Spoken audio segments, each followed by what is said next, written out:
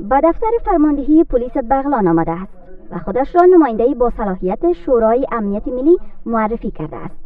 از او به گرمی پذیرایی می شود. بغلان امنیت قماندان تاسو چې په ملي نوادنۍ لپاره احساس سره د امنیت په ټینګښت او د عامه امن او نظم ساتنه کې خپل دندې په پوره ایمانداري او صداقت سره اجرا کړی دی.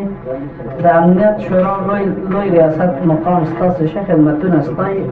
این مرد که سردار زمره داوود نام دارد در سفر به ولایت‌های شمالی کشور خودش را نماینده شورای امنیت ملی معرفی کرده است.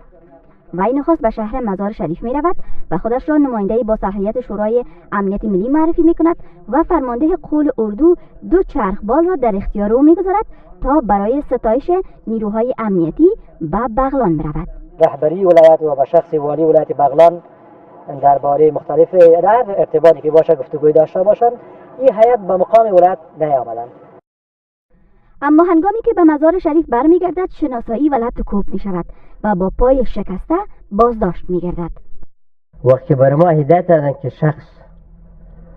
شخص دروغگو، شخصی که از خود یک پروگرام جور کردن، برای ما مقام محترم وزارت دفاع و ریاست کشف هدایت دادن که نرش ما دستگیر بکنیم.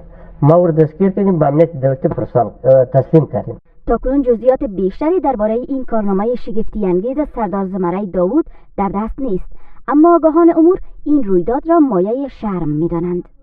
دا باید ملت ته یا هم او په زمن کې حکومت ته دواړو ته باید جواب ورکړي. پیش از این نیز هکرهایی که خود را ارتش سایبری هزارستان می‌نامیدند وبسایت شورای امنیت ملی را هک کرده بودند و این وبسایت برای چند ساعت از دسترس بیرون شد.